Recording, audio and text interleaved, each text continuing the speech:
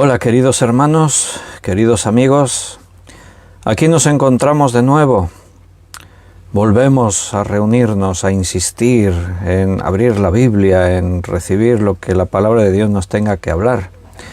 No es algo que te tengas que sentir obligado a hacer, es algo que hacemos porque lo necesitamos, porque sabemos que forma parte de nuestra vida. Es como el comer, necesitamos estudiar, recibir la palabra de Dios. Entonces hoy vamos a continuar en la serie que nos ocupa en nuestro estudio sobre el libro de Génesis. Empezamos por orden a estudiar el Pentateuco y estamos en Génesis. Si Dios quiere, después vendrá Éxodo y Levítico y Números y Deuteronomio. La Torá para los judíos, para nosotros el Pentateuco, los 5 primeros libros de la Biblia, que son los libros que Moisés escribió. Y Génesis, pues ya sabéis, es un libro clave en la historia. Ahí están los inicios de todas las cosas, por eso se llama Génesis, comienzo, principio, origen, porque ahí está el principio de todo, de la creación, del ser humano, del pecado, de las naciones, del pueblo de Dios, de la promesa, la primera promesa de que Cristo vendría a morir por nosotros en la cruz para solucionar el problema del pecado, etcétera, etcétera. Así que es un libro clave, un libro importante y tenemos que seguir meditando en él y tenemos que seguir ahí profundizando en todo lo que Génesis nos enseña porque es la palabra de Dios. Y cada día venimos porque necesitamos cada día recibir ese alimento espiritual. Lo repito muchas veces y cuando las cosas las repetimos tanto pueden caer en rutina y pueden sonar ya así como un eco y ya no le prestamos atención. Pero decir que la Biblia es alimento espiritual, lo decimos así porque Jesús lo comparó de esa manera con el alimento en la carne. Y lo mismo que necesitamos comer en la carne para poder estar vivos y estar fuertes, así necesitamos alimentarnos en el espíritu para poder estar fuertes y vivos espiritualmente hablando. Entonces, el pan en la carne lo comemos cada día, pues hay que comer la palabra de Dios, sino de toda palabra que sale de la boca de Dios, dijo Jesús. Bien, Génesis capítulo 22, si queréis podéis ir preparando vuestras Biblias y lo primero que vamos a hacer es una oración porque es otra de las buenas costumbres y de las cosas que debemos hacer siempre, buscar la voluntad de Dios para todas las cosas, siempre ser agradecidos a Dios en todas las cosas. Por eso siempre que nos sentamos a la mesa lo primero que hacemos es dar gracias a Dios por los alimentos y pedir la bendición sobre ellos. Y cuando hacemos cualquier cosa siempre le pedimos a Dios su dirección. Así que en esto también, cuando venimos y abrimos la Biblia, pues también pedimos la dirección del Señor. Voy a orar, ¿me acompañas? Señor, estamos muy agradecidos porque tú estás con nosotros y tú nos hablas. Lo haces a través de tu palabra y venimos, Señor, un día más con ganas de escucharla. Esta mañana ya estuvimos juntos y ya escuchamos tu palabra, pero ahora también volvemos a necesitar oírla. Y por eso perseveramos e insistimos, porque estamos obedeciéndote y cuando obedecemos siempre vamos a recibir bendición. No nos podemos conformar donde estamos, tenemos que seguir perseverando, profundizando más, esforzándonos más y más. Y como dijo Jesús, tanto más veis que aquel día se acerca. Y vemos, Señor, cómo se acerca el día. Para eso nos dejaste las señales que indican que el fin está próximo. Necesitamos tu dirección también hoy porque entendemos que lo que estamos haciendo no es una cuestión, no es una cosa humana, esto no es cuestión de hombres, de nuestra propia sabiduría o ideas. Sabemos que esto forma parte de tu reino, de la iglesia que tú edificas, de la obra espiritual que tú desarrollas y por eso necesitamos que tú nos estés llevando, dirigiendo y que el Espíritu Santo que mora en nosotros nos esté enseñando y nos esté guiando a toda la verdad. Háblanos, ayúdanos a que nuestro corazón esté receptivo a escuchar y recibir todo lo que viene de ti. Danos esa sabiduría, Señor, y obra en nosotros. Queremos, Señor, sentir ese avivamiento de vivir en ese primer amor, de estar entusiasmados con tus cosas, sentir, Señor, la alegría, el gozo de la salvación. Gracias por todos mis hermanos que apartan siempre este tiempo para escuchar tu palabra. Bendícelos. Te lo pedimos en el nombre de nuestro Señor Jesucristo. Amén. Bueno, Dios os bendiga, hermanos. Él ya lo hace. Cuando estamos en su voluntad y hacemos las cosas que Él nos pide, pues cuando obedecemos a lo que Él nos manda, pues somos bendecidos. Vamos a ir al estudio, pero antes mirar solamente un momentito el chat de este directo de Facebook. Y Benito escribió por ahí: buenas noches a todos mis hermanos. Beatriz también ha escrito: buenas noches, querido pastor y queridos hermanos a todos, Dios los bendiga, mi familia. Juan Bermudo también escribió: hola de nuevo, Víctor, la gracia y la paz del Señor Jesús esté contigo y también con mis hermanos todos. Yalikatu también saludó: good evening, Yalikatu. Dios te bendiga. Yoli, Gaby, buenas noches de nuevo. Que Dios bendiga su palabra, dicen nuestros hermanos. Bendiciones para vosotros también. Carmen Reyes, un abrazo fuerte para ti también. David, Liliana, David y Daniela, bendiciones, buenas noches. Y José Luis Calvo, buenas noches, José Luis, Dios te bendiga también a ti. Bien, hay más hermanos por ahí que se están conectando, algunos están escribiendo. Acaba de entrar el mensaje de Juan Vázquez. Dios te bendiga, Juan, bendiciones, bienvenido. Pero vámonos ya al estudio, vamos rápido todos nosotros ya a ver qué es lo que el Señor nos quiere decir aquí en Génesis 22, versículo del 1 al 13, vamos a estar viendo. Bueno, hasta el 13 no llegaremos, pero vamos a leer todo el relato para situarnos y hoy avanzaremos en los versículos que tengamos tiempo. Como todos los domingos, esta mañana nos reunimos en el nombre del Señor, alabamos juntos, predicamos su palabra, escuchemos lo que algún hermano tenía que compartir y como siempre pues fuimos bendecidos. Siempre que venimos a su presencia Dios nos habla. Guarda todo lo que Dios te dice en tu corazón y esfuérzate para ponerlo por obra. Ana Karina, bienvenida, acabo de ver tu mensaje, Dios te bendiga a ti también. Leemos Génesis 22, versículo 1. Aconteció después de estas cosas que probó Dios a Abraham y le dijo: Abraham, y él respondió: heme aquí. Y dijo: toma ahora tu hijo, tu único, Isaac, a quien amas, y vete a tierra de Moriab, y ofrécelo allí en holocausto sobre uno de los montes que yo te diré. Y Abraham se levantó muy de mañana y enalbardó su asno, y tomó consigo 2 siervos suyos y a Isaac su hijo, y cortó leña para el holocausto, y se levantó y fue al lugar que Dios le dijo. Al tercer día alzó Abraham sus ojos y vio el lugar de lejos. Entonces dijo Abraham a sus siervos: esperad aquí con el asno, y yo y el muchacho iremos hasta allí y adoraremos y volveremos a vosotros. Y tomó Abraham la leña del holocausto, la puso sobre Isaac su hijo, y él tomó en su mano el fuego y el cuchillo, y fueron ambos juntos. Entonces habló Isaac a Abraham, su padre, y le dijo: Padre mío.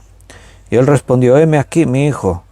Y él dijo: he aquí el fuego y la leña, mas ¿dónde está el cordero para el holocausto? Y respondió Abraham: Dios se proveerá de cordero para el holocausto, hijo mío. E iban juntos. Y cuando llegaron al lugar que Dios le había dicho, edificó allí Abraham un altar, y compuso la leña, y ató a Isaac su hijo, y lo puso en el altar sobre la leña. Y extendió Abraham su mano, y tomó el cuchillo para degollar a su hijo. Entonces el ángel de Jehová le dio voces desde el cielo, y dijo: Abraham, Abraham. Y él respondió: heme aquí. Y dijo: no extiendas tu mano sobre el muchacho ni le hagas nada, porque ya conozco que temes a Dios, por cuanto no me rehusaste tu hijo, tu único. Entonces alzó Abraham sus ojos y miró, y he aquí a sus espaldas un carnero trabado en un zarzal por sus cuernos. Y fue Abraham y tomó el carnero y lo ofreció en holocausto en lugar de su hijo. Es uno de los pasajes de la Biblia más impresionantes, más increíbles. Es uno de los pasajes más profundos, de esos textos que realmente no dejan a nadie indiferente, porque lo que aquí se nos está contando es tremendo, es una prueba. ¿Y qué prueba? Dios dice, aconteció que de estas cosas que probó Dios a Abraham, Dios probó a su siervo Abraham. La palabra probó en el hebreo es nasá, y esa palabra nasá, en algunas versiones, si tú lees otras versiones de este mismo versículo, vas a ver que dice tentar, y tentó Dios a Abraham. Otras versiones optaron por probar, que también significa eso. Porque, para que nadie se confunda, porque la tentación normalmente en la Escritura se utiliza de una forma en sentido negativo, porque Satanás nos tienta, pero cuando Satanás nos tienta para hacernos caer, para que pequemos, para destruirnos. Y Dios no estaba tentando a Abraham aquí para destruirlo, para hacerlo pecar, no era una incitación a pecar. No, estaba probando la fe de Abraham. La prueba que viene de Dios siempre tiene un propósito.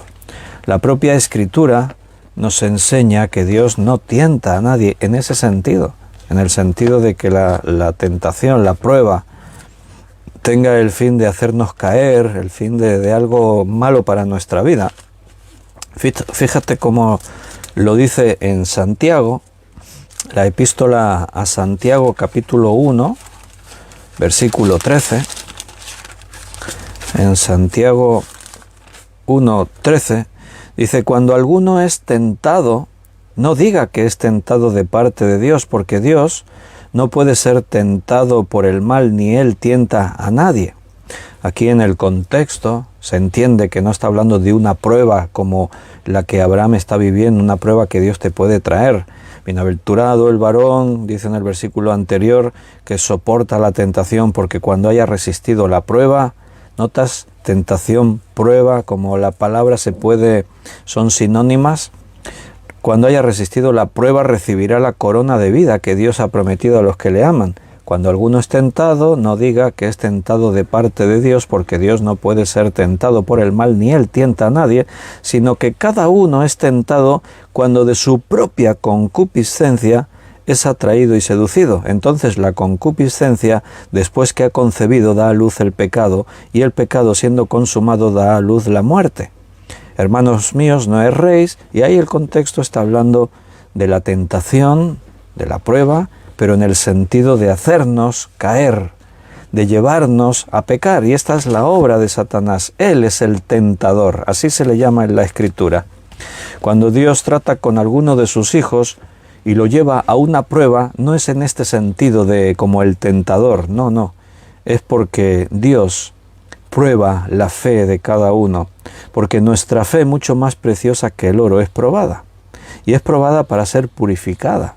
Somos probados, somos en este sentido sometidos a este tipo de pruebas, porque Dios siempre tiene un propósito en estas pruebas. Fíjate, por ejemplo, cómo lo dice en Éxodo, capítulo 20, versículo 18 al 20. Todo el pueblo observaba el estruendo y los relámpagos y el sonido de la bocina y el monte que humeaba, y viéndolo el pueblo temblaron y se pusieron de lejos. Dice que el pueblo estaba aterrorizado por la forma en la que Dios se manifestaba en el monte. Tú dices, bueno, claro, porque es poder y es poderoso, sí, no, pero a veces, si Dios quiere, se manifiesta de otras formas. ¿Por qué se manifestaba aquí? Porque estaba probando al pueblo. Dios se podía haber manifestado como al profeta Elías, con un silbo apacible, suave y apacible. Pero no, en este caso, fíjate, estruendo, relámpago, sonido de bocina, el monte humeando, esto era como un volcán, o sea, era tremendo lo que estaba allí ocurriendo. Y dijeron a Moisés, habla tú con nosotros y nosotros oiremos, pero que no hable Dios con nosotros para que no muramos. Estaban aterrorizados. Y fíjate lo que Moisés les dice, escucha bien ahora. Y Moisés respondió al pueblo, no temáis, porque para probaros vino Dios, y para que su temor esté delante de vosotros, para que no pequéis. En este caso, lo que está ocurriendo es una prueba de Dios para su pueblo, para que ellos realmente sepan cómo Dios actúa, cómo Dios es, para que dice que ellos sean puestos a prueba y que ahora tengan temor reverente delante de Dios y que todo esto les lleve a que no pequen. Entonces las pruebas vienen siempre con un propósito. Mira cómo lo dice Pedro en su primera carta de Pedro, capítulo 1, versículo 7. Primera carta de Pedro 1, 7. Para que sometida a prueba vuestra fe, mucho más preciosa que el oro, el cual aunque perecedero se prueba con fuego, sea hallada en alabanza, gloria y honra cuando sea manifestado Jesucristo. Nuestra fe es sometida a prueba. Abraham ahora es probado. Así dice lo primero de este texto. Aconteció después de estas cosas que probó Dios a Abraham. Recuerda, Satanás no viene con la intención de probarnos para perfeccionarnos. Satanás viene a probarnos, a tentarnos para hacernos caer, para destruirnos. Él es padre de mentira. Él es el tentador. Él viene para robar, matar y destruir. En el libro de Job, en el capítulo 1, cuando allí se plantea esa tentación de Satanás contra Job, mira el propósito. Satanás 1, versículo 9 al 11. Respondiendo Satanás a Jehová dijo: ¿acaso teme Job a Dios de balde? Sí, Dios le había dicho: considera a mi siervo Job, varón justo y perfecto. Pero ahora Satanás le responde a Dios: sí, pero Job no teme a Dios en balde. Él es bendecido, tiene de todo, es rico, todo le va bien. Dice versículo 19, ¿no le has cercado alrededor de él y a su casa y a todo lo que tiene? O sea, tiene tu protección. Al trabajo de sus manos has dado bendición, por tanto sus bienes han aumentado sobre la tierra.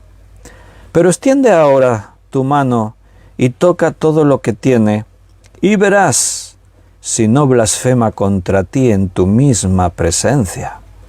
¿Cuál era la intención de Satanás al tentar a Job? No era para fortalecer su fe. Dios sí va a dejar que sea tentado porque Dios sabe. Él es omnisciente, sabe todo lo que va a ocurrir. Y sabe que a través de esta tribulación y de estas pruebas, Job saldrá fortalecido. Pero la intención de Satanás no era esa.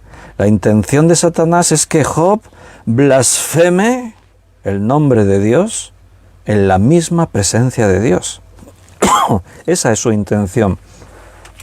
Eso es lo que busca Satanás cuando nos tienta. Entonces Dios le habla a Abraham. Él viene para probarle y Dios lo llama: Abraham. Y Abraham respondió: heme aquí.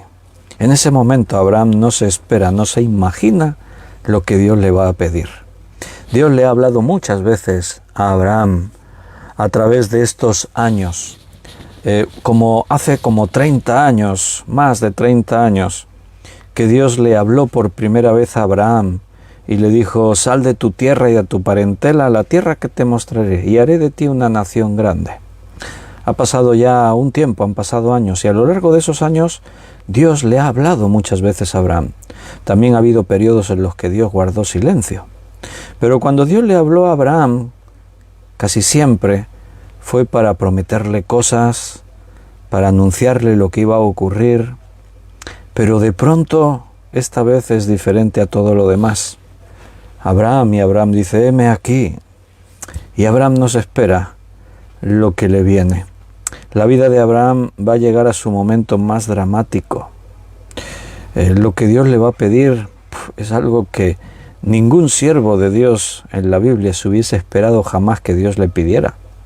Abraham ni en su peor pesadilla se hubiese imaginado que Dios un día iba a venir y le iba a decir: sacrifícame a tu hijo, mátalo en holocausto. Eso no debió pasarse por la cabeza de Abraham, como no se pasaría por la cabeza de ningún otro personaje, ni de nosotros, ni de nadie. Entre otras cosas porque lo que Dios está pidiéndole es algo inusual, es algo único. Nunca antes ni después Dios volvió a pedirle a nadie eso. Porque entre otras cosas, la Biblia condena el hecho de que se sacrifiquen a personas humanas. Ahora después leeremos ahí un texto sobre esto. Entonces, esto es único. Es una situación que no tiene precedentes ni los tendrá después. Que Dios venga a uno de sus siervos y le pida que sacrifique a su único hijo. Y encima al hijo que el propio Dios le dio. El hijo de la promesa. Entonces esto no tiene lógica ni tiene sentido. Todo parecía que iba bien ahora.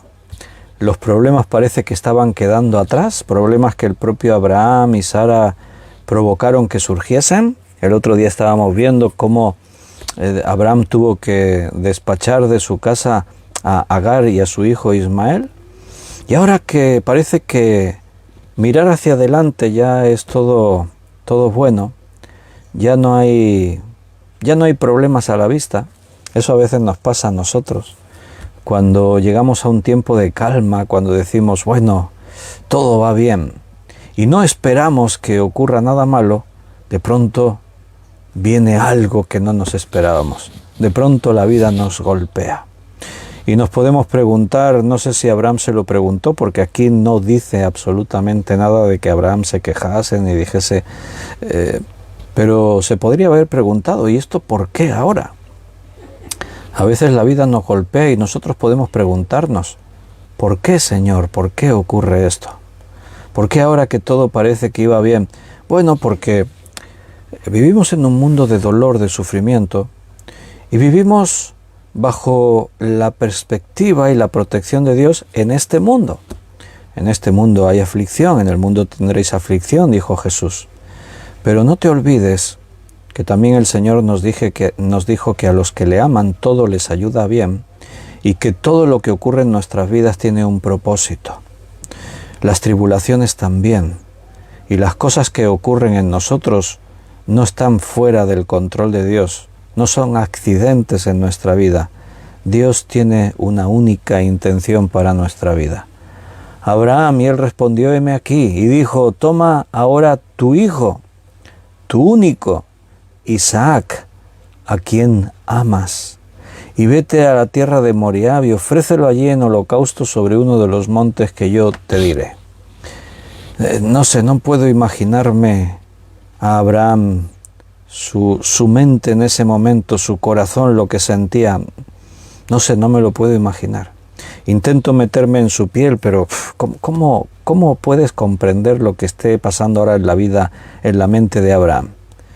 Dios le habla como otras veces, Abraham, heme aquí, Señor. Y de pronto empieza a escuchar lo que Dios le está diciendo y no sé si él estaba realmente asimilando, si estaba comprendiendo. Abraham, ofréceme a tu hijo, tu único, a quien amas, ofrécemelo en holocausto. O sea, mátalo y consúmelo a fuego para mí. ¿Cómo es posible que Dios me pida eso? Ahí está Él escuchando. Sabes, este pasaje no solamente es una historia de una prueba de fe. Aquí hay teología de fondo. Dios le dice, tu único, a quien amas. Zacarías, capítulo 12, versículo 10. Vámonos casi al final del Antiguo Testamento, hasta el libro del profeta Zacarías. Y en el capítulo 12 de Zacarías y versículo 10 dice, y derramaré sobre la casa de David y sobre los moradores de Jerusalén espíritu de gracia y de oración, y mirarán a mí, a quien traspasaron, y llorarán como se llora por hijo unigénito, afligiéndose por él como quien se aflige por el primogénito. Cuando en Juan 3:16 dice, de tal manera amó Dios al mundo, que ha dado a su Hijo unigénito, para que todo aquel que en él cree no se pierda, mas tenga vida eterna. Todas esas expresiones, Juan 3:16, Zacarías 12:10, aquel a quien traspasaron, o sea, está profetizando que Cristo moriría crucificado en la cruz, traspasado, que una lanza traspasaría su costado. Aquel a quien traspasaron, y llorarán como se llora por hijo unigénito, afligiéndose por él como quien se aflige por el primogénito. Cuando la Biblia habla de Jesús, siempre utiliza estas expresiones: el unigénito Hijo del Padre, el primogénito Hijo de Dios, el Hijo amado. O sea, en lo que está ocurriendo aquí en Génesis 22, aquí no solamente es la historia de un hombre a quien Dios está probando, porque aquí nos tendríamos que preguntar, ¿y por qué lo probó de esa forma? Había muchas maneras de probar a Abraham. Podían haberle venido otras pruebas, enfermedades, pérdidas de su dinero, de sus ganados, situaciones extremas. Isaac podría haber enfermado. Las pruebas podían haber venido de muchas maneras y vestidas de muchas formas. Pero precisamente ¿por qué Dios le dice algo ilógico? Algo que evidentemente no entraba dentro de los planes de Dios, que nadie ofrezca un sacrificio humano. Pero no nos olvidemos que en la Biblia hubo un sacrificio humano que sí fue aceptado por Dios, que fue el de su propio Hijo, el unigénito, aquel a quien Él amaba, el primogénito, el unigénito Hijo de Dios. Y ese sacrificio fue aceptado porque fue voluntario. Fue el mismo Jesucristo que se ofreció para morir en nuestro lugar. Él se ofreció en sacrificio para que nosotros no tuviésemos que morir. Fue sustituirnos. Nosotros teníamos que morir. Él nos sustituyó, murió en nuestro lugar. Entonces aquí hay mucha enseñanza. Pero vamos por partes. Dice que tenía que ir a la tierra de Moriah, porque todo esto tiene una relación. La tierra de Moriah, las colinas de Moriah, después se van a conocer como los montes que rodean Jerusalén. En esos montes, en uno de ellos, se va a construir el templo. A ese monte se le va a llamar Monte Sión. Tú sabes que el templo representa algo. El templo es el lugar donde la presencia de Dios habita en medio de su pueblo. Pero también el templo es el lugar del sacrificio. En el templo se van a sacrificar corderos, se va a derramar sangre de animales inocentes que no morían por sus pecados, sino por los pecados del pueblo. Era en el monte Sión, en uno de esos montes de Moriah, donde el sumo sacerdote una vez al año entraba al lugar santísimo ante la misma presencia de Dios para traer una ofrenda que era sangre que había sido derramada en propiciación por los pecados del pueblo. Pero también fue en las colinas de Moriah, en los montes que rodean Jerusalén, que Jesucristo fue crucificado en uno de esos montes, el único Hijo de Dios, el unigénito, el amado, allí fue sacrificado. Todo esto que aquí está ocurriendo en Génesis 22, repito, no es casualidad, todo tiene un porqué. La propia Escritura nos hace esas comparaciones, las analogías, el tipo, todo lo que podamos comparar, los símiles, todo. Es la propia Biblia la que nos muestra esa relación, no nos la imaginamos nosotros. Cuando le dice ahí en este versículo 2, ofrécelo allí en holocausto sobre uno de los montes que yo te diré. El holocausto, la palabra hebrea es olab, de ahí se traduce al castellano holocausto, porque olab significa literalmente levantar, hacer ascender. Y lo que era el holocausto era un sacrificio, se mataba a la víctima, pero después el cuerpo de la víctima era totalmente consumida por fuego sobre el altar del sacrificio. Y ese fuego que quemaba el cuerpo de la víctima provocaba ese humo que ascendía y subía hasta el cielo. O sea, era un sacrificio que se ofrecía a la presencia de Dios. Teológicamente, el holocausto simboliza el gran y perfecto sacrificio de Jesús. Él, como sumo sacerdote, ofreció ese sacrificio ante el Padre. Él, como verdadero Cordero de Dios que quita el pecado del mundo, murió una vez y para siempre por el pecado de todos nosotros. Y se ofreció en holocausto. El cuerpo de Cristo no fue quemado, pero te recuerdo que todas esas prácticas del Antiguo Testamento eran tipos de lo que iba a ocurrir en el Nuevo Testamento. Todo aquello era sombra de lo que había de venir. Todo aquello tuvo cumplimiento cuando Cristo vino e hizo todo lo que había venido a hacer.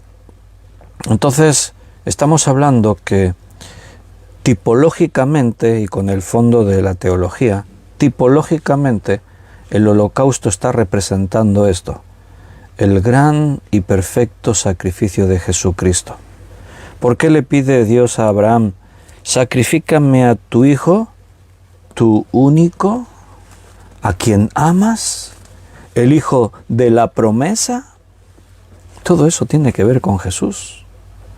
Y ofrécelo en holocausto, no de cualquier manera, no solo lo mates, no, holocausto. Aquello que representa el sacrificio de Cristo, en el lugar donde Cristo será sacrificado.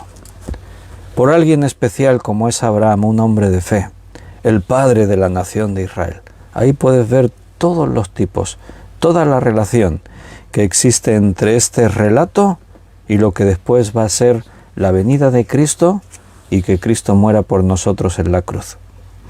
La Biblia prohíbe el sacrificio humano. Por eso decimos que este relato tiene un fondo, tiene una enseñanza. Si no, ¿por qué iba a pedir Dios que sacrificase a su hijo? En Deuteronomio 18, 9 y 10, dice, cuando entres en la tierra que Jehová tu Dios te da, no aprenderás a hacer según las abominaciones de aquellas naciones. No sea hallado en ti quien haga pasar a su hijo o su hija por el fuego, ni quien practique adivinación, ni agorero, ni sortígelo, ni hechicero.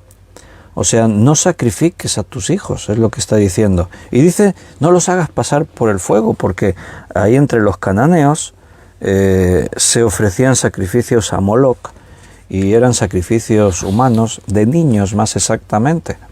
Y los ofrecían a ser quemados, porque Moloc estaba representado por una estatua de metal a la que le prendían fuego por dentro, estaba hueca, y esa estatua se llegaba a poner al rojo vivo, y sobre los brazos de Moloc que estaban extendidos ahí arrojaban a sus propios hijos y morían abrasados, quemados.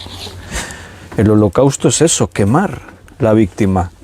Pero Dios había prohibido, no lo hagas, no ofrezcas a tus hijos en holocausto, en sacrificio, no los ofrezcas a ser quemados al fuego, no. Entonces, ¿por qué Dios le pide esto a Abraham? Bueno, la historia ya la conocemos y sabemos que Dios no permitió que Abraham matase a su hijo, era una prueba. El problema es que Abraham no sabe que esto es una prueba en ese sentido. Abraham no sabe que Dios le va a detener en el último momento y le va a decir, no lo mates. Nosotros ya hemos leído la historia y nos la conocemos, pero Abraham no la conocía. No sabía lo que iba a ocurrir. Solo sabía que Dios le ha dicho, ofréceme a tu único, a tu hijo, a quien amas, en holocausto. Y este es uno de los episodios más dramáticos del Antiguo Testamento. Es uno de los más significativos y más especiales, y como hemos dicho, es de los que tiene más trascendencia teológica, porque aquí, esto no es una simple prueba. Esta es la última gran prueba de la fe de Abraham, un hombre que ha triunfado en la fe, pero en el recorrido para llegar a este momento tuvo caídas, se equivocó, falló, le falló a Dios y le ofendió. Pero ahora llega su última prueba. Vamos a decir que es el examen final. Era una prueba y una prueba muy dura. Y recuerda, Abraham, para él todo esto es real. Dios me ha pedido que sacrifique a mi hijo. Todas las promesas de Dios a Abraham pasaban por aquí. ¿Qué fue lo que Dios le prometió una vez, 2 veces, 3 veces y que tuvo cumplimiento? Te daré un hijo, haré de ti una gran descendencia. Tu descendencia será incontable. Dios le había dicho a Abraham, escucha lo que dice Sara, no te parezca gravoso lo que te ha dicho. Echa a Agar y a su hijo Ismael, porque este Ismael no puede heredar juntamente con mi hijo. Dios le dijo, escucha lo que dice Sara, obedécela. Y vimos que en el Nuevo Testamento a las palabras de Sara se las llama la palabra de Dios dijo. O sea que Dios le ha dicho a Abraham, echa a Ismael. Ahora su hijo es Isaac. Ismael ya no está en su casa, ya no es heredero de sus cosas. Es Isaac. Y ahora Dios le dice a Abraham, sacrifícame a tu hijo. Todas las promesas pasan por Isaac. Si Isaac muere, ¿qué hacemos? ¿Por qué Dios me prometió todo eso? ¿Me engañó Dios? Dios prueba a Abraham, no para hacerlo tropezar y caer, sino para perfeccionar su fe, para incrementar la capacidad de Abraham a la hora de obedecerle a él, a Dios. Pero además de una prueba, no te olvides, es un mensaje teológico. Es un mensaje que estaba profetizando lo que Dios iba a hacer con su único Hijo, con Jesucristo. El sacrificio de Jesucristo, todo lo que rodea esta historia apunta a Jesucristo. Como hemos dicho, el propósito, el lugar, la forma, la manera, los personajes que están involucrados, todo tiene que ver con eso. Así que, ¿ves, Abraham? Y como yo te he dicho, hazlo, yo te mostraré el monte, toma a tu hijo, tu único Isaac, a quien amas, vete a tierra de Moriab y ofrécelo allí en holocausto sobre uno de los montes que yo te diré. Y lo más sorprendente de este pasaje quizás viene ahora a continuación, porque para mí, por lo menos, lo más sorprendente es lo que ocurre ahora. Versículo 3. Y Abraham se levantó muy de mañana y enalbardó su asno y tomó consigo a 2 siervos suyos y a Isaac su hijo, cortó leña para el holocausto y se levantó y se fue al lugar que Dios le dijo. Esto para mí es lo más sorprendente. ¿Por qué? Abraham no se lo dice a nadie, lo guarda en su corazón. Ni Sara sabe, ni los siervos, ni su propio hijo. Dios le habló y él guarda esto en su corazón. Es un secreto. No hay pruebas hay pruebas que a veces se tienen que pasar en soledad, en esa soledad entre tú y Dios. Muy de mañana se levantó. ¿Sabes lo que quiere decir esto? Que no hay ni una pizca de demora en obedecer lo que Dios le ha dicho. Dios le ha dicho, sacrifícame a tu hijo, vete a la tierra de Moriab, donde yo te diga, y lo sacrificas en holocausto. ¿Y qué hace Abraham? Lo prepara todo, madruga, obedece sin rechistar. No hay queja, no hay reproches, no hay preguntas. Abraham guarda el doloroso secreto en su corazón, no se lo dice a nadie, pero no hay ninguna queja, no hay discusión, no hay un Señor, pero ¿por qué? Vaya, y yo digo, ¿qué ha pasado aquí? Este hombre no es el que hemos visto a lo largo de este tiempo. Siempre demostró fe, sal de tu tierra y de tu parentela a la tierra que te mostraré, y salió Abraham sin saber dónde iba. Ese es un hombre de fe. Es un hombre de principios. Nunca buscó lo material, nunca buscó sacar beneficio propio. Lot, nos tenemos que separar. Me equivoqué cuando te traje conmigo. Mira, escoge a donde quieras ir. Si vas a la derecha, yo miré a la izquierda. No era un hombre que buscaba tomar ventaja, aprovecharse de su posición. Era un hombre de fe, pero también era un hombre débil. 2 veces falló en cuanto a negar a su mujer. No digas que eres mi esposa, di que eres mi hermana por causa mía, que no me vayan a matar a mí. Fue débil cuando en lugar de esperar a Dios o consultarle por lo menos, tomaron la decisión de tener un hijo con Agar, su esclava. O sea, era un hombre que se le veía bien, pero era un hombre con defectos. Pero algo ha ocurrido, porque en el perfil del hombre que hemos conocido hasta ahora no entra esto, de que Dios le diga a Abraham, sacrifícame a tu hijo, a tu único, a quien amas, en holocausto, y que Abraham no diga nada, lo prepara todo, madruga. O sea, otro se hubiese levantado a las 4 de la tarde, haciéndose el loco, dando tiempo, esperando que pase algo. Pero esa urgencia que Abraham tiene en obedecer a Dios, solamente demuestra una cosa: su confianza en Dios. Algo ha ocurrido. La fe de Abraham se ha hecho grande. La fe de Abraham ha crecido. Ahora Abraham sabe cosas que hace años no sabía. Abraham viene de bastante tiempo caminando con Dios. Ahora Abraham sabe que Dios siempre cumple sus promesas. Aunque a veces parezca que se retarda, Abraham ha comprobado que Dios siempre cumplirá lo que dijo. Y Dios le ha dicho cosas que va a hacer con su hijo Isaac. Así que aunque yo ahora no entienda lo que está ocurriendo, por qué Dios me pide que sacrifique a Isaac, no lo entiendo, sinceramente, pero yo sé que Dios cumple su palabra. Y Él dijo que de Isaac vendrá una gran descendencia. Así que no sé lo que va a ocurrir, pero ahora Abraham sabe que Dios es todopoderoso.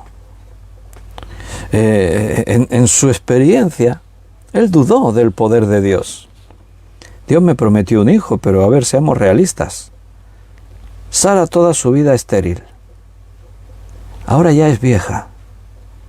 Ha cesado la costumbre de las mujeres. O sea, su cuerpo dejó de ovular. Si había alguna posibilidad. Y yo soy viejo. Mira, quizás tengamos que buscar una alternativa. Abraham, ¿por qué no te acuestas con mi sierva Agar y tienes un hijo con ella y así ese hijo será el nuestro, el que Dios te prometió? Y Abraham dice, pues sí, creo que será lo mejor. Ahora no. Ahora Abraham ha comprobado que Dios es todopoderoso, porque cuando era el tiempo de Dios, Dios visitó a Sara, y Sara concibió, siendo vieja, siendo estéril, habiéndole cesado la costumbre de las mujeres, y tuvo un hijo. ¿Y quién puede hacer eso? ¿Qué ser humano podría hacer eso? Ninguno. Pero Dios le dijo a Abraham, ¿hay acaso algo difícil? ¿Hay acaso algo imposible para Dios? Ahora Abraham sabe que Dios es todopoderoso, que puede hacer lo que Él quiera. Abraham sabe que Dios nunca falla, nunca le ha fallado en todo este tiempo. Abraham sí le falló a Dios, pero Dios a mí no me falló nunca. Ahora Abraham sabe que Dios es misericordioso. Él salvó a su sobrino Lot cuando iba a destruir Sodoma y Gomorra. Dios es un Dios de misericordia porque retrasó el juicio. Se preocupó en venir a buscar a Lot, en sacarlo casi a rastras de la ciudad para salvarle. Ahora Abraham sabe que la misericordia de Dios se manifiesta aun cuando nosotros no nos lo merecemos. Entonces, algo hay en la mente y en el corazón de Abraham que no estaba años atrás. Ahora yo veo a un hombre pensando en lo que Dios le ha dicho, tratando de asimilarlo, porque yo me pienso que esa noche Abraham no durmió. Evidentemente, ¿quién dormiría, no? Después de lo que viene. Y me imagino a Abraham pensando, si Dios me pide que sacrifique a Isaac, no lo entiendo. No sé por qué me pide eso. Ni sé lo que Dios va a hacer. Pero yo sé que Dios cumplirá lo que prometió. Porque Dios nunca faltará a su promesa. Mira cómo lo dice Hebreos 11, 17 al 19. Por la fe Abraham, cuando fue probado, ofreció a Isaac, y el que había recibido las promesas ofrecía su unigénito, habiéndosele dicho, en Isaac te será llamada descendencia. pensando que Dios es poderoso para levantar aún de entre los muertos, de donde en sentido figurado también le volvió a recibir. O sea, lo que está diciendo aquí Hebreos es que Abraham, lo que hemos dicho nosotros, Abraham creía en Dios, ahora le conocía, sabía que Él cumple sus promesas, que Él es todopoderoso. Así que si Dios me ha pedido que sacrifique a Isaac, yo lo voy a sacrificar, no le voy a cuestionar a Dios en nada. No voy a quejarme, no voy a poner duda, porque Dios cumplirá su promesa, que me dijo: en Isaac te será llamada descendencia. Quizás Dios permita que yo lo mate, y Él lo levantará de los muertos. Así dice allí en Hebreos 11. Dios tiene poder para hacer eso. Si es necesario, después de que yo haya matado y quemado, consumado totalmente a Isaac, Dios le levantará de los muertos, si es necesario. Pero Dios cumplirá su palabra. Y esa fe se denota en todo el relato. Conforme avancemos lo iremos viendo, pero por ejemplo, solamente un pequeño saltito al versículo 5. Cuando llegaron al lugar, Abraham le dijo a sus siervos: esperad aquí con el asno, y yo el muchacho iremos hasta allí y adoraremos, y, ¿qué dice? Volveremos a vosotros. O sea, no dice: y volveré a vosotros, o simplemente, bueno, vamos al monte, vosotros esperarnos aquí hasta que yo regrese, o... No. Él está actuando, no sé si lo hace a propósito o es cuestión de su subconsciente, que él entiende que sí o sí Isaac tiene que vivir, porque las promesas que Dios me hizo pasan por Isaac. Así que yo voy a matarle, pero esperarnos aquí porque volveremos. No es volveré, no, volveremos los dos. Iremos, adoraremos y volveremos. Como os digo, para mí esto es sorprendente, que Abraham reciba este mandato y que obedezca sin rechistar. Evidentemente no es el Abraham de años atrás. ¿Te acuerdas cuando Dios le dice aquel día que lo visitó en el encinar de Mamre? ¿Te acuerdas que Dios le dice: voy a destruir Sodoma y Gomorra? Lo lleva al lugar desde el que ven toda la llanura del Jordán, donde están las ciudades. ¿Y te acuerdas lo que ocurre a continuación? Hay una conversación bien larga. Hay un montón de versículos, como 10 o más versículos, en los que vemos a Abraham negociando con Dios. Señor, ¿y si hubiese 50 justos en la ciudad? Por causa de esos justos los destruirías a toda la ciudad. Y Dios: no, por 50 justos no destruiré la ciudad. Señor, ¿y si hubiere 45 justos destruirías la ciudad? No, por 40. Señor, ¿y si hubiese...? Y así se estuvo allí un rato negociando con Dios, planteándole a Dios, discutiendo con Él.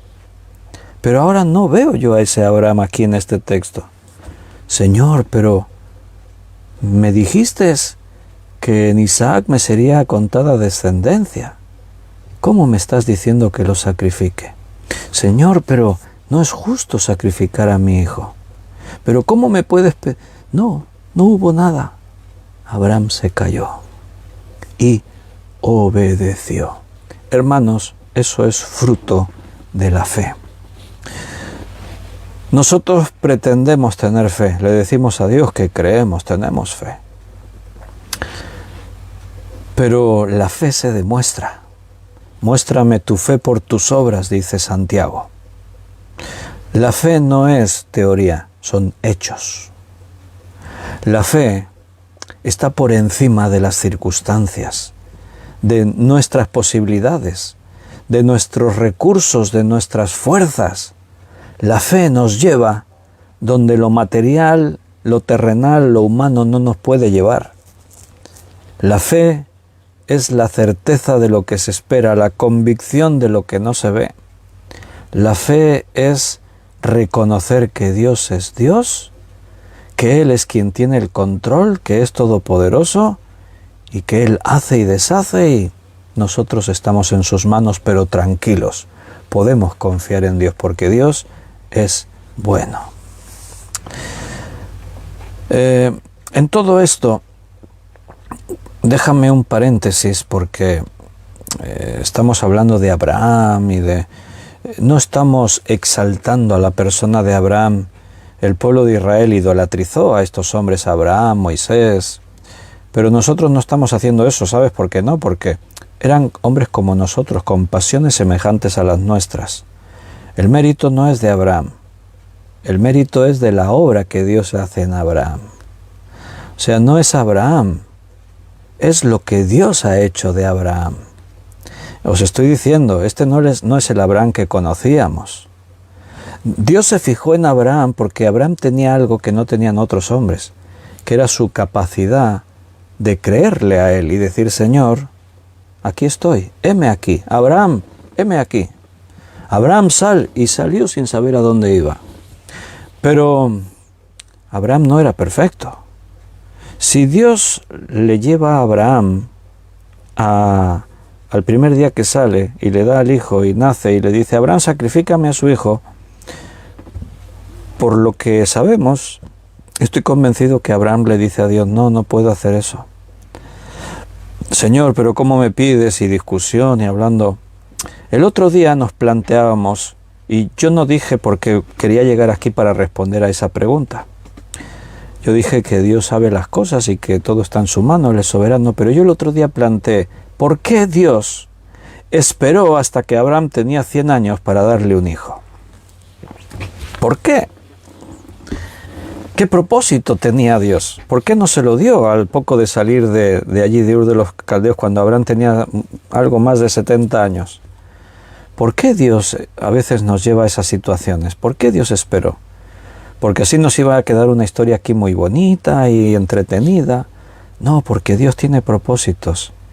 Y ahora entendemos parte de esos propósitos. Abraham tuvo que vivir esa experiencia, su fe tuvo que ser probada. Tuvo que ver cómo pasaban los años, tuvo que equivocarse, tuvo que vivir todo ese tiempo, todos esos 30 años, los tuvo que vivir de esa manera para poder llegar a este momento, para poder un día tener ya una fe fortalecida, una fe que había sido probada. O sea, Dios lo tuvo que llevar hasta aquí, la escuela de la vida por la que Dios nos hace pasar. Esto no se aprende en un seminario de teología. Esto se aprende en la experiencia día a día. Cuando nuestra fe es puesta a prueba, cuando fallamos y nos equivocamos y nos duele y nos metemos en problemas y Dios nos ayuda a salir de ellos y nos enseña todo lo que tenía que ver con eso. Y poco a poco nuestro carácter se va formando. Hermanos, no estamos aquí dejados de la mano de Dios. Hemos llegado hasta aquí porque Dios empezó una obra en nosotros. Pablo decía, estoy persuadido de esto, que el que comenzó en vosotros la buena obra la terminará, la perfeccionará. A veces pensamos que, bueno, estamos aquí porque mira, somos como somos, ¿qué vamos a hacer? Pero no te olvides que no es lo que nosotros somos, es lo que Dios es, y Dios tiene todos los recursos. Él no tiene límites, Él hace lo que quiere. Él nos ha cogido a nosotros, vasijas rotas, y nos ha reconstruido, nos ha reparado, nos ha sanado de nuestras heridas, ha curado nuestras dolencias, nos ha capacitado para su servicio, para la obra, y todo ese propósito, toda esa obra no ha terminado, continúa. Un día Dios nos perfeccionará. Pablo estaba seguro, pero es un proceso, estamos en el proceso. Dios trabajando con nosotros, Dios obrando en nuestras vidas. Pero en ese recorrido no estamos solos. Abraham, yo veo un hombre entero, un hombre de fe, un hombre maduro, un hombre... Pero no te olvides, es un hombre que no está solo, Dios está con él. ¿De dónde saca Abraham esa fe?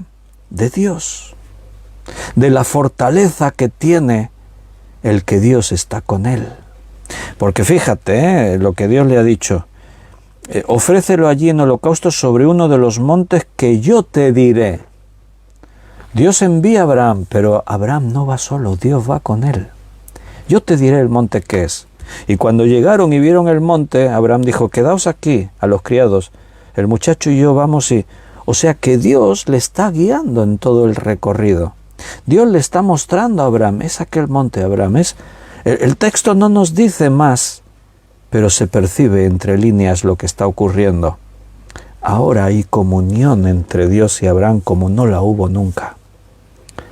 Abraham no tiene que hablar, no tiene que quejarse. La presencia de Dios en su vida le da la seguridad que él necesita.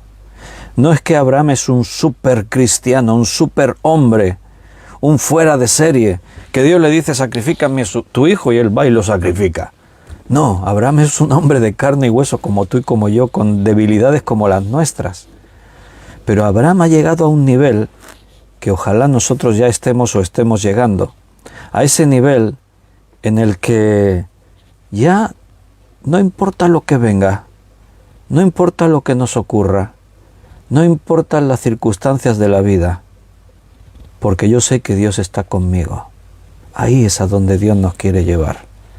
Ahí Dios nos está llevando. Y dice en el versículo 4, y al tercer día alzó Abraham sus ojos y vio el lugar de lejos. 3 días de camino para llegar hasta ese lugar. Claro, desde donde Abraham vive hasta los montes de Moriah hay alrededor de 80 kilómetros. O sea que fueron 3 jornadas de viaje largas. Estaban en forma esta gente, eran gente que caminaban, que comían sano, que vivían sano. O sea, tuvieron que hacer 20 bastantes kilómetros, 20 y tantos kilómetros cada día. El primer día se levantó Abraham muy de mañana, fueron jornadas largas, de recorridos largos. En segundo libro de Crónicas, capítulo 3, versículo 1, solamente por dejarte una referencia sobre estos datos que os estaba dando, comenzó Salomón a edificar la casa de Jehová en Jerusalén, en el monte Moriah, que había sido mostrado a David su padre en el lugar que David había preparado en la era de Ornán Jebuseo. O sea, el templo de Jerusalén se construyó donde Dios dijo que tenía que ser construido. Y ahí tienes una referencia en el monte Moriah. O sea, el monte Moriah, así dicho de esta forma, es el monte que después su nombre va a ser conocido como el monte Sión. Aquí Dios le dijo a Abraham, ves a la tierra de Moriah y yo te mostraré uno de los montes. O sea que se refiere a una tierra donde hay varios montes. La tierra de Moriah es donde Jerusalén será construida. Y uno de esos montes, en uno de esos se construyó el templo. En otro de esos montes Jesucristo murió sacrificado, el unigénito, el amado del Padre. Fue sacrificado en holocausto. ¿Entiendes lo de holocausto? A Cristo no lo quemaron, ya lo hemos explicado antes lo que significa en holocausto. Y aquí nos volvemos a hacer preguntas. ¿Por qué un viaje tan largo? 80 kilómetros, 3 días de camino para ir a sacrificar a Isaac. Bueno, por un lado, porque ese lugar, como hemos visto, estamos viendo, mejor dicho, ese lugar tiene un significado. No es cualquier lugar. No fue un capricho de Dios. Llévalo allí a un monte que hay a 3 días de viaje. No, los lugares de la Biblia, los lugares geográficos en la Biblia, tienen significados. Tienen un porqué. El porqué el Sinaí, el porqué en aquel monte, el porqué en este lugar, el porqué en Betel, el porqué en... Hay un significado, siempre hay un propósito. Hay lugares que tienen una relación especial con la obra que Dios estaba haciendo en la tierra en medio de los hombres. ¿Por qué ese lugar tan lejano, a 80 kilómetros? ¿Por qué un viaje tan lejos de 3 días? Primero por eso, porque ese lugar tiene un significado, tenía que ser ahí. Como hemos dicho, teológicamente hay enseñanza de por qué tenía que ser en ese lugar. Pero, por otra parte, porque esto también entra dentro de la propia prueba. El tiempo que dura el viaje es parte de la prueba.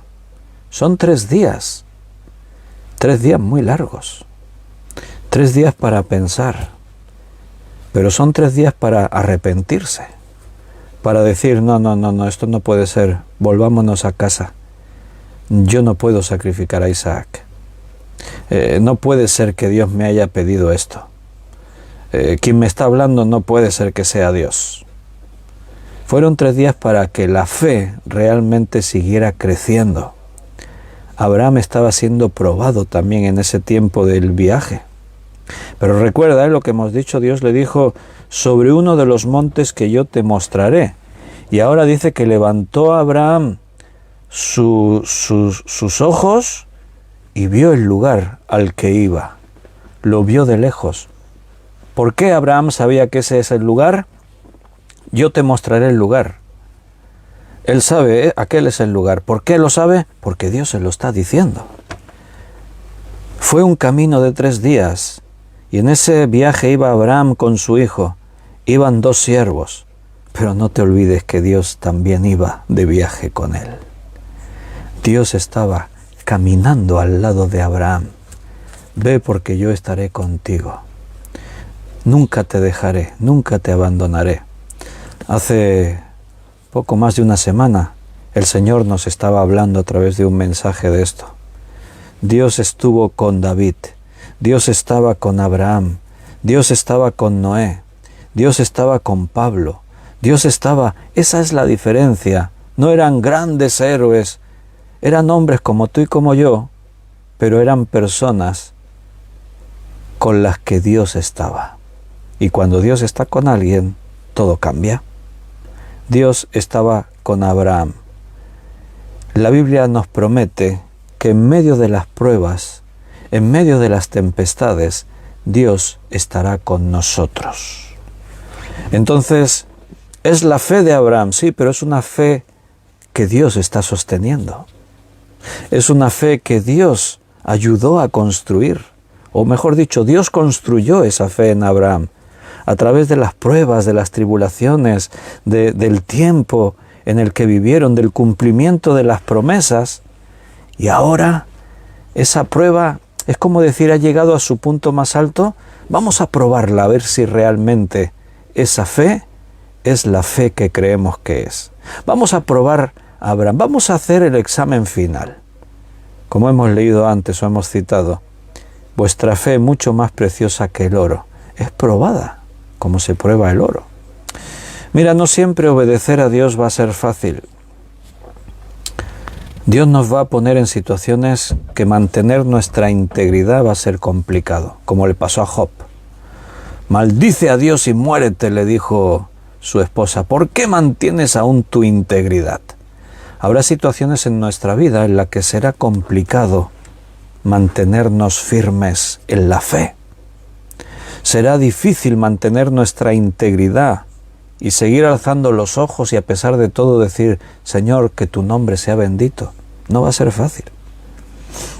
A veces Dios nos pedirá cosas difíciles. No, seguramente, te lo puedo casi asegurar. Dios no te pedirá que sacrifiques a un hijo. Pero sí que viviremos pruebas, experiencias, en las que a veces lo más valioso que tienes será puesto a prueba. A veces Dios te pedirá aquello que más amas, aquello que tú crees que es más importante para ti. Pero como dijo Jesús, si hay algo en la vida de una persona más importante que Dios, si ponéis algo antes que mí, no sois dignos de ser mis discípulos. Dios no te va a pedir que sacrifiques a alguien por Él, pero lo que te pide Dios es que a Él y lo que Él representa esté en el primer lugar. Porque si no, ese amor que Dios nos pide que tengas hacia tu esposa, tu esposo, hacia tus hijos, hacia el prójimo, no lo podrás tener. Porque tiene que ser el amor de Dios en tu vida. No siempre obedecer a Dios va a ser fácil, pero Él no te dejará solo. Él nunca nos abandonará. En medio de las pruebas, Él estará a tu lado. Nos queda mucho que ver aquí en enseñanzas en este pasaje, pero será el próximo día porque se nos ha cumplido nuestra hora de estudio bíblico y tenemos que terminar. Dios nos ha traído hasta aquí. Si Él nos trajo hasta aquí, nos llevará a donde Él quiera. Y espero que esté dentro de su voluntad llevarnos hasta mañana, lunes 7 de febrero. Y si Él quiere, si Él lo permite, mañana a las 8 de la tarde, noche, nos volveremos a encontrar a través de este medio para de esa forma juntos volver a abrir la palabra y recibir lo que Dios quiera decirnos. Así que hermanos, ha sido un placer poder pasar este tiempo con vosotros. Ha sido un ratito agradable. Esfuérzate a recobrar la ilusión que con el tiempo quizás perdimos.